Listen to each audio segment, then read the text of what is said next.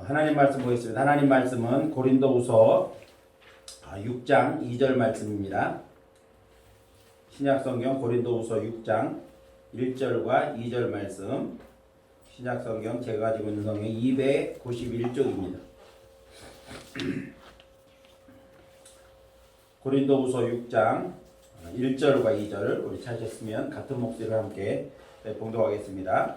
우리가 하나님과 함께 일하는 자로서 너희를 권하노니 하나님의 은혜를 헛되이 받지 말라. 이르시되 내가 은혜 베풀 때에 너에게 줬고 구원의 날에 너를 도왔다 하셨으니 보라 지금은 은혜 받을 만한 때요 보라 지금은 구원의 날이로다. 아멘. 기도하겠습니다. 좋으신 하나님, 선선한 듯 날씨 또 결실의 계절인 이 가을에 하나님께서 우리에게 은혜를 더하시려고 복된 주일에 하나님 앞에 나와 함께 예배할 수 있는 귀한 은혜 주심을 감사합니다. 또한 온라인으로 하나님 앞에 앉아 아버지 예배하는 성도들도 있습니다. 하나님의 그 마음과 중심을 살펴주셔서 하나님이 예배하시는 대로 가득 채워주시는 주의 은혜가 있게 하여 주옵소서. 정말 우리의 믿음을 지키기 어렵고 아버지 하나님 사회생활 전반에 걸쳐서 아버지 하나님 활동이 정상적이지 못한 이 어려운 때에 하나님께서 사랑하는 성도들을 위로하여 주시옵시고 아버지 새로운 지혜를 허락하셔서 이 어려운 때를 잘 극복해 나갈 수 있는 오히려 믿음을 성장시키고 하나님 앞에 더 가까이 나아갈 수 있는 귀한 기회가 되어줄 수 있도록 하나님께서 은혜를 더해 주옵소서. 오늘도 하나님의 말씀을 통해 우리가 함께 은혜 나누기를 원합니다. 성령께서 종의 입술에 성령의 능력을 베풀어 주셔서 하나님의 말씀을 온전히 증거할 수 있게 하시고 사랑하는 성도들이 말씀을 듣고 그 말씀을 통해 새로운 은혜를 경험하는 귀한 시간 되어주도록 하나님께서 은혜를 베풀어 주시옵소서. 감사하고 예수님의 이름으로 기도하옵나이다. 아멘. 할렐루야. 아멘.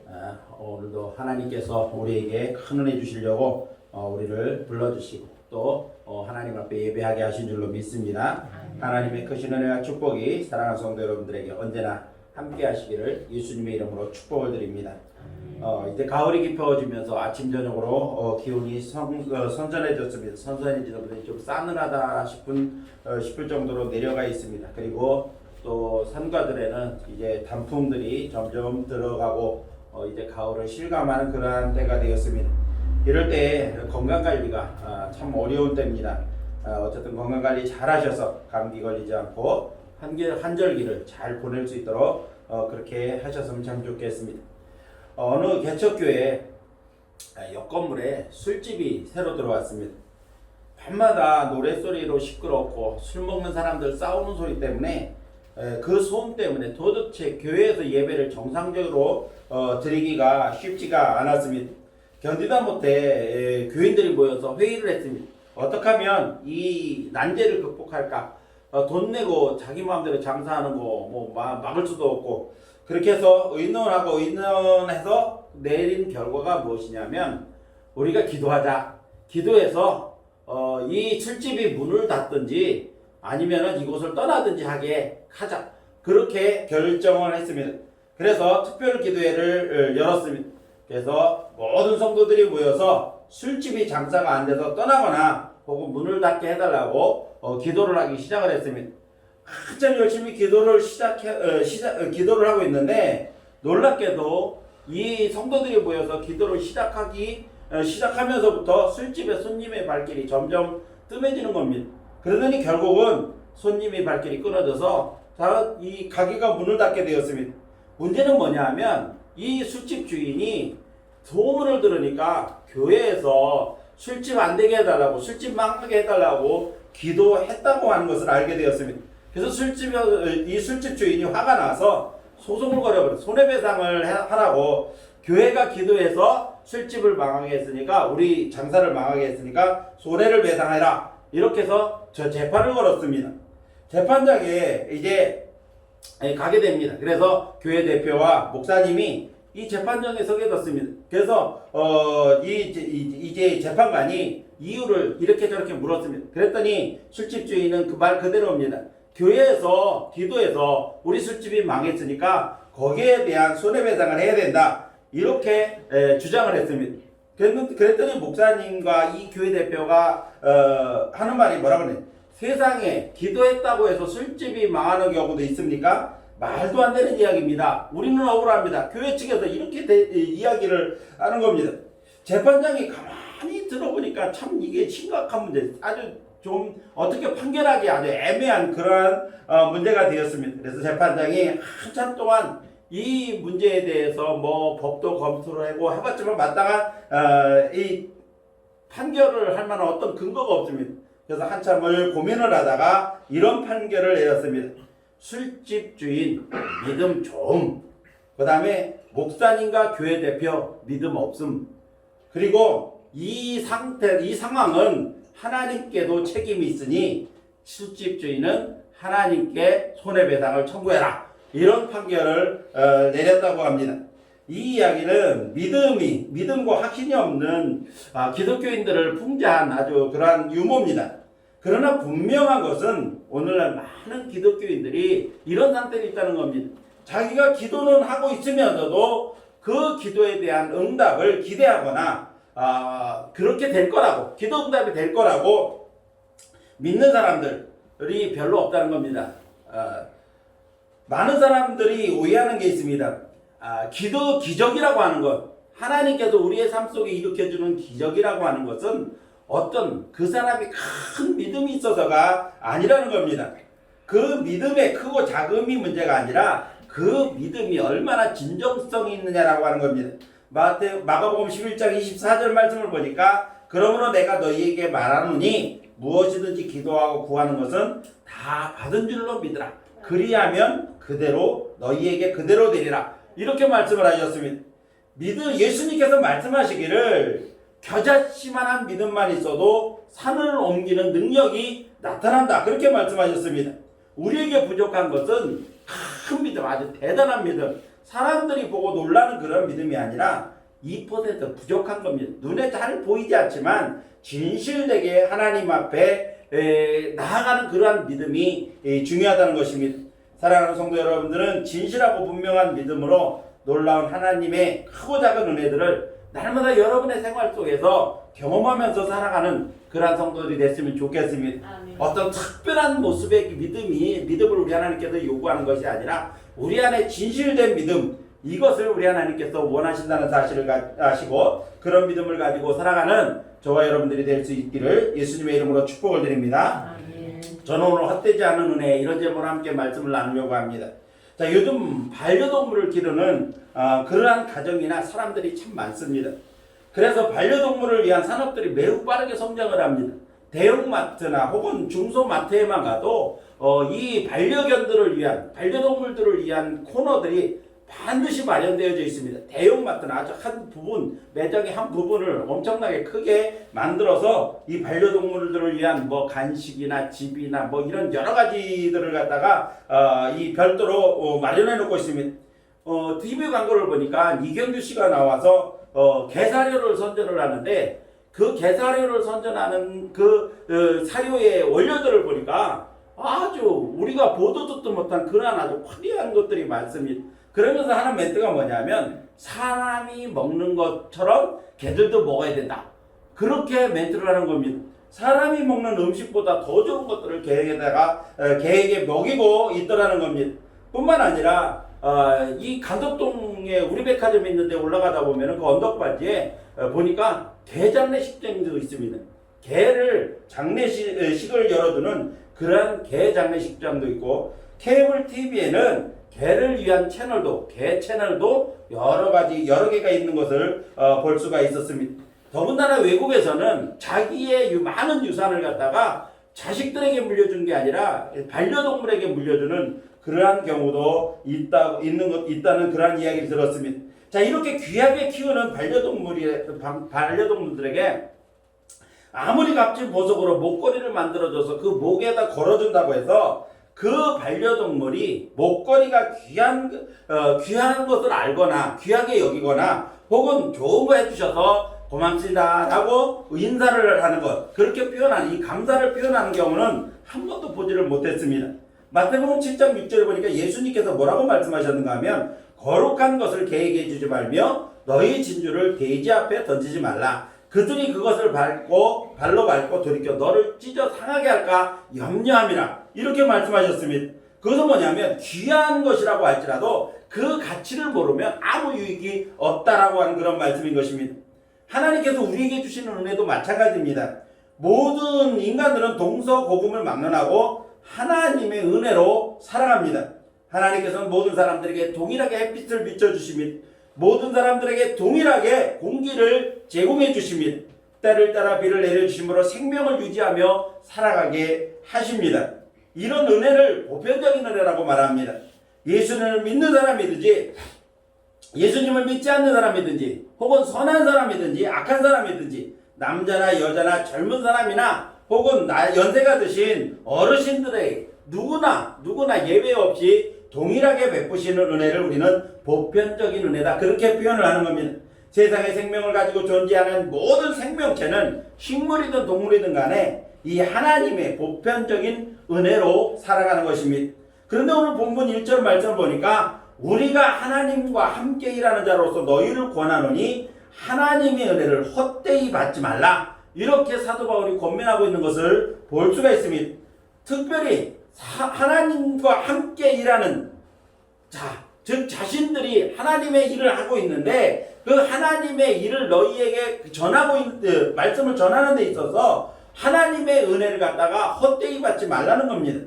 이 말씀을 거꾸로 얘기하면 어떤 뜻이 되냐면 하나님의 은혜를 헛되이 받는 사람이 있다, 이런 말씀인 겁니다. 하나님의 은혜는 우리에게 계속적으로 부어지고 있는데 은혜를 받는 사람들이 그것을 은혜로 깨닫지 못하거나 혹은 은혜를 가볍게 여겨버리고 있다는 겁니다. 그래서 하나님의 은혜가 하나님의 은혜답지 못하게 사람들에게 제공되어지는 그런 경우가 많이 있다는 겁니다. 우리나라의 속담을 보니까 원수는 물에 새기고 은혜는 돌에 새겨라, 그런 말이 있습니다. 쉽게 잊어버리고 그리고 은혜는 항상 기억해라, 이런 뜻입니다. 그런데 이 말이 거꾸로 적용됩니다. 그래서 원수는 돌에다 새기고 은혜는 흐르는 물에 새겨서 은혜는 쉽게 잊어버리고 그리고 또 원수는 어떻게든 마음에 품고 있다가 갚으려고 하는 그런 세상이 오늘날의 세상이라는 겁니다. 은혜를 은혜로 여기지 않는 세상이 되었다는 겁니다. 그러나 사도 바울의 권면처럼 하나님의 은혜를 헛되이 받거나 그 은혜가 헛되게 해서는 안 된다는 겁니다. 그래서 오늘은 한없는 은혜를 우리에게 부어주시는 이 하나님의 은혜를 실제로 우리의 삶 속에 받아 누리는 삶을 살기 위해서 우리는 어떻게 해야 되는가? 또 하나님께서 우리에게 주시는 은혜를 헛되지 않게 하려면 어떻게 해야 되는가? 이것에 대해서 오늘 함께 말씀을 통해서 은혜를 나누려고 합니다. 오늘 말씀을 듣는 사랑하는 성도 여러분들이 한없이 부어주시는 하나님의 은혜가 헛되지 않고 여러분의 삶 속에 그대로 나타나는 그런 은혜의 삶이 되어지기를 간절히 소원합니다. 아멘. 자, 그러면 어떻게 하나님의 은혜를 헛되게 받지 않을 수 있을까? 첫 번째로는 은혜의 가치를 알아야 됩니다. 은혜의 가치를 알면 은혜를 헛되게 받거나 은혜를 헛되게 되지 않게 합니다. 앞에서 말씀드린 것처럼 개나 돼지에게 아무리 값비싼 보석을 갖다 주어도 개나 돼지는 그 보석들이 귀한 줄을 모릅니다. 왜 그렇습니까? 그것은 개나 돼지는 즉 아무리 영특한 동물이라고 할지라도 귀한 것을 구별하는 인지 능력이 없습니다. 귀한 것을 귀한 것으로 아는 그러한 능력이 없기 때문이라는 겁니다. 사람들은 아무리 작아도 금붙이는 귀한 줄로 압니다. 그래서 그것을 아무리 작아도 귀하게 여기고 또는 장식을 하도 효과적으로 아주 두드러지게 장식을 합니다. 하나님이 주시는 은혜도 마찬가지입니다. 하나님은 하나님의 자녀인 구원받은 성도들에게 때를 따라서 특별한 은혜를 주시기도 합니다. 그러나 일반적인 하나님의 은혜, 즉 보편적인 하나님의 은혜는 구별이 없이 모든 사람들에게 동일하게 베풀어 주십니다. 믿음을 가진 성도들이나 믿지 않는 불신자들이나 차별이 없이 부어주시는 은혜입니다. 이것을 우리가 보편적인 은혜라고 말씀을 드렸습니다. 그런데 이렇게 하나님께서 우리에게 부어주시는 이 보편적인 은혜, 특별한 은혜는 말할 것도 없고 이 보편적인 은혜들에 대해서도 그 은혜를 은혜로 인지하는 능력이 없으면 은혜를 헛되게 만들어버릴 수밖에 없다는 겁니다. 은혜를 은혜로 깨닫지도 못하고 은혜의 가치를 알지 못한다는 겁니다. 그렇기 때문에 하나님께서 우리에게 주어지는 은혜에 대하여 그 가치를 깨달을 수 있는 인지 능력이 우리에게 있어야 된다는 겁니다. 믿음을 가진 성도들은 정말 이 사도 바울의 권면처럼 하나님의 은혜를 헛되이 받아서는 안 되는 겁니다. 은혜를 헛되이 받으면 은혜를 귀하게 여길 수가 없기 때문인 것입니다. 우리를 향하신 우리에게 베푸시는 하나님의 은혜는 어떤 은혜입니까? 하나님께서 우리에게 주시는 은혜는 우리를 살리시는 은혜입니다. 죄로부터 영원히 죽을 수밖에 없는 우리를 구원하셔서 살리시는 은혜가 하나님의 은혜입니다. 뿐만 아니라 능력을 주셔서 구원받은 주의 백성들에게 능력을 주셔서 이 세상을 승리하며 살아가게 하시는 은혜를 또한 하나님께서 우리 가운데 허락해 주시는 겁니다. 그러므로 우리는 이런 은혜 속에 살아가고 있다는 겁니다. 살리시는 은혜, 그리고 또 살아가게 하시는 은혜, 그리고 또 영원한 하나님 나라에 가서 살 수 있도록 천국으로 인도하시는 은혜가 우리에게 주신 하나님의 은혜라는 겁니다. 불신자들은 이거를 깨달을 수가 없습니다. 인지하는 능력이 없습니다.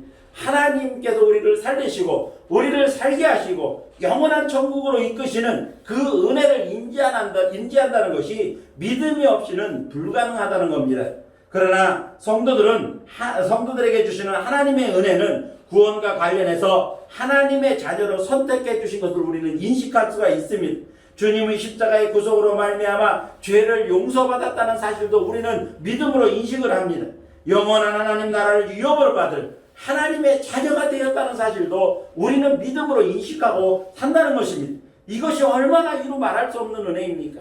세상의 그 어떤 것과도 비교할 수 없는 은혜인 것입니다. 또한 신앙생활 가운데 우리가 하나님의 말씀을 읽을 때, 또 하나님의 말씀을 들을 때 깨달아지는 것도 하나님의 은혜입니다. 날마다 주님을 닮아가고 싶은 우리의 마음을 갖게 하는 것도 하나님의 은혜요. 우리의 믿음이 자라게 하시는 것도 하나님의 은혜인 겁니다. 심지어는 주일날이 기다려지고 또 교회에 자꾸 가고 싶어지는 것도 하나님께서 우리에게 주시는 은혜인 겁니다. 그러므로 매 순간 하나님이 나와 동행하시고 계신다는 그 믿음을 가지고 사는 것, 이것이 하나님의 특별한 은혜인 줄로 믿습니다. 이처럼 삶의 모든 순간이 은혜로 여겨지면 그 순간들이 얼마나 귀하고 감사합니까? 우리의 삶의 순간들이 은혜로 여겨지지 않으니까 삶이 짜증이 나는 겁니다. 생활 속에서 짜증이 나고 또 싫어지고 그리고 또 기쁨이 없는 것입니다. 그러므로 우리는 하나님의 은혜를 귀하게 여길 줄 알아야 됩니다. 귀하게 여길 줄 아는 그러한 인지 능력을 가져야 되는 겁니다. 이제 사랑하는 성도 여러분들이 우리의 삶에 베푸시는 하나님의 은혜를 매 순간 깨닫고 그 은혜를 귀하게 여겨서 은혜를 헛되게 하지 않을 뿐만 아니라 그 깨달아지는 은혜로 말미암아 늘 기쁨과 감사가 넘치는 그러한 삶을 살아가시기를 예수님의 이름으로 축원합니다. 두 번째로 은혜를 헛되지 않게 하려면 어떻게 해야 되는가 하면 은혜 받을 자격이 있는지 없는지를 알아야 됩니다. 내가 은혜 받을 자격이 있는지 없는지를 알면 우리가 하나님의 은혜를 헛되지 않게 할 수가 있습니다. 로마서 4장 4절에서 6절 말씀을 보니까 일한 자에게 삭슬 주는 것은 보수입니다. 보수. 일한 대가로 주는 겁니다. 그것은 은혜로 여겨지는 것이 아닙니다. 그런데 일도 안 했는데 그에게 삭시 주어졌다고 한다면 그것은 공짜로 얻은 겁니다. 그것은 불로소득이 아니라 그것은 주인의 은혜인 겁니다. 즉 아무 공로도 없는데 의롭게 여겨졌다고 한다면, 또 의롭게 여기지는 아무런 이유도 없는데 의롭게 여겨졌다고 한다면, 우리를 의롭다고 인정해 주셨다고 한다면 그것은 하나님의 크고 놀라운 특별한 은혜가 아닐 수가 없는 겁니다. 이 은혜로 말미암아 우리가 구원을 받았습니다. 이 은혜로 말미암아 우리가 영생을 소유하게 된 줄로 믿습니다. 그러므로 은혜라는 것은 받을 만한 아무런 자격이 없는데도 불구하고 우리에게 은혜가 주어졌으면 그것이 바로 은혜인 것입니다. 은혜는 하나님께서 우리에게 선물로 주셨다고 성경이 말씀합니다. 에베소 2장 8절 말씀을 보니까 믿음으로 구원받은 것이 하나님의 은혜인데, 이 하나님의 은혜도 누구든지 자랑하지 못하게 하려고 하나님께서 우리에게 선물로 주셨다, 그렇게 말씀하고 있는 겁니다. 다시 말하면 내 공로가 아니라는 겁니다. 하나님께로부터 은혜 받은 것이지 내 공로가 아니라는 겁니다. 그래서 에베소 2장 8절에 보니까 우리의 행위에서 난 것이 아니니 이는 누구든지 자랑하지 못하게 하려 함이라, 그렇게 말씀했습니다. 우리의 행위로 하나님께 의롭다 받은 것이 아니고 우리의 행위로 하나님께서 우리를 구원해 준 것이 아니기 때문에 우리는 하나님께서 선물로 우리에게 믿음을 주셨고 그 믿음의 결과로 우리가 구원을 얻게 되었기 때문에 이것 자체가 우리의 행위나 우리의 공로가 아니기 때문에 자랑할 것이 없고 온전히 하나님의 선물이라고 그렇게 말씀하고 있는 겁니다. 선물이라는 게 뭡니까? 선물이라고 하는 것은 대가를 바라지 않고 사랑하는 마음이 있어서 그냥 거저 주는 것, 공짜로 주는 것이 바로 선물입니다. 선물이라고 하면서 어떤 대가를 바란다거나 아니면 어떤 이권을 생각하고 선물을 줬다 그러면은 그건 선물로서의 가치가 없는 겁니다. 대가를 바라고 주는 것은 뇌물입니다. 어떤 계산적인 것입니다. 그러므로 이것은 선물이라고 말할 수가 없는 겁니다. 그러므로 선물이라고 하는 것은 그 안에 사랑의 마음도 담겨져 있고 상대방을 위하는 마음이 담겨져 있는 게 바로 선물입니다. 하나님이 우리를 사랑하셨기 때문에 하나님이 우리를 하나님의 자녀로 위하고 생각해 주시기 때문에 우리에게 한없는 은혜를 베풀어 주시는 것입니다. 사랑하는 성도 여러분, 하나님이 여러분을 사랑하심을 믿으십니까?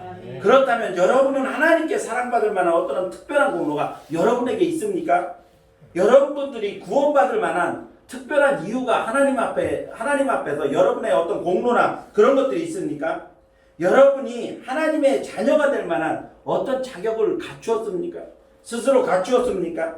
아무 공로도 아무 이유도 아무 자격도 없는데도 불구하고 하나님이 저와 여러분을 사랑하셨고 구원하셨고 하나님의 자녀로 삼아 주셨습니다. 이것이 얼마나 큰 하나님의 은혜입니까? 이처럼 하나님께로부터 은혜 받을 아무런 자격도 없는 우리에게 은혜를 주신 것을 깨달아 알면 내가 은혜 받을 만한 아무런 자격도 없는데 하나님께서 내게 은혜를 주셨다는 사실을 깨달아 알게 되면 그것이 얼마나 귀한 은혜인지 그 은혜를 헛되지 않게 받고 또한 누릴 수가 있는 겁니다. 그러므로 은혜 받을 자격 없는 내게 베푸신 하나님의 은혜를 소중히 여겨서 그 은혜를 헛되지 않게 그리고 그 은혜를 삶 가운데서 마음껏 감사함으로 누릴 수 있는 저와 여러분들이 될 수 있기를 예수님의 이름으로 축원합니다. 마지막 세 번째로 어떻게 하나님의 은혜를 헛되지 않게 할 수 있을까요? 세 번째로는 은혜의 결과를 알면 하나님의 은혜를 헛되지 않게 할 수 있습니다. 본문 2절 말씀을 봅니다. 본문 2절 말씀은 이사야 49장 8절 말씀을 인용한 말씀입니다. 이르시되 내가 은혜 베풀 때에 너를 듣고 너 구원의 날을 너를 도왔다 하셨으니 보라 지금은 은혜 받을 만하되요 보라 지금은 구원의 날이로다. 여기서는 은혜 받을 때 구원의 날 이것을 갖다 동일하게 취급하고 있다는 사실을 알 수가 있습니다.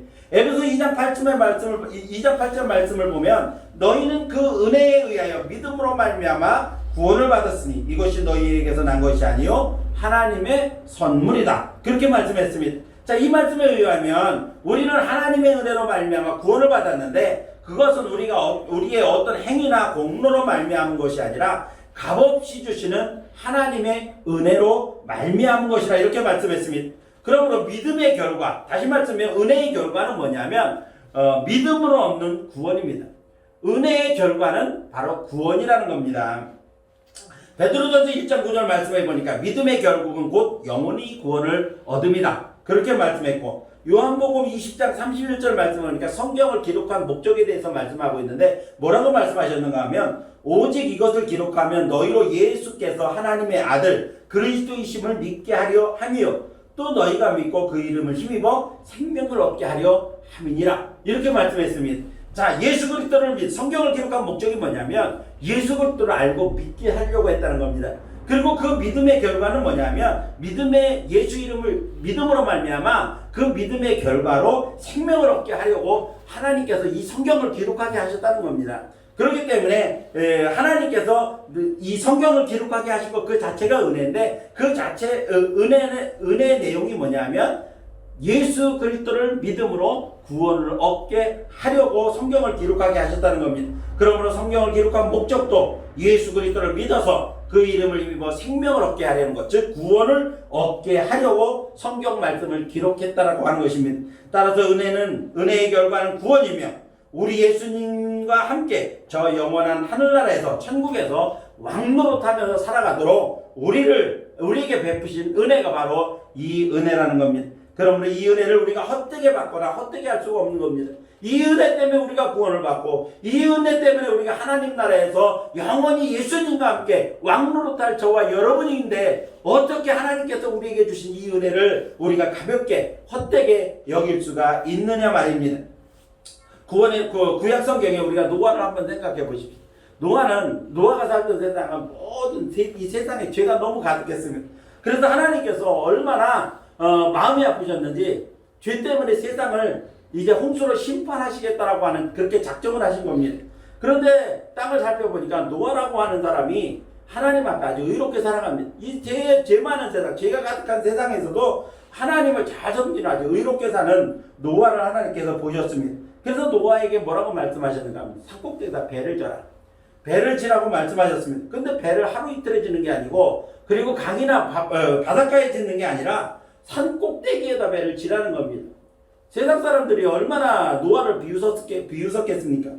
노아는 하나님의 말씀에 따라서 믿음으로 배를 짓는데 그 짓는 기간이 무려 몇 년이나 걸리냐? 120년 동안 걸렸습니다.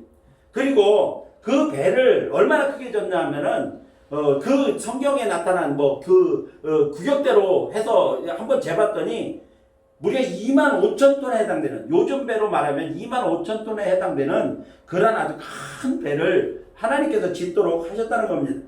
노아 시대가 어떤 시대입니까?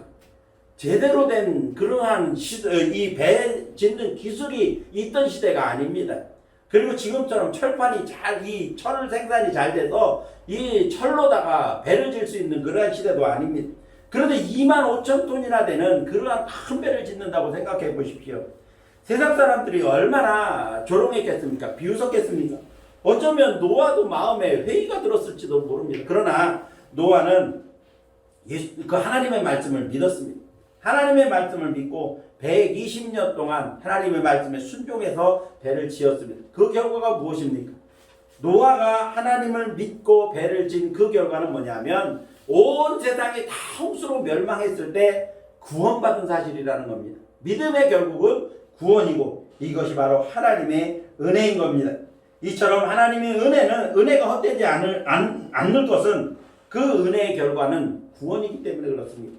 하나님께서 우리 가운데 베풀어 주신 은혜의 결과는 우리의 구원입니다. 영혼도 구원받고 우리의 삶도 구원받고 저 영원한 하늘나라에 가서 우리가 하나님 앞에 이 예수님과 함께 왕노릇하는 것이 바로 궁극적인 구원이기 때문에 그렇습니다. 그러므로 이제 사랑하는 성도 여러분들도 하나님의 은혜의 결과로 여러분에게 주어진 이 구원을 굳게 붙잡고 잘 지켜서 하나님 은혜가 헛되지 않을 뿐만 아니라 또한 여러분 삶 속에서 그 구원의 은혜를 마음껏 누리며 살아갈 수 있는 저와 여러분들이 되시기를 예수님의 이름으로 축복을 드립니다.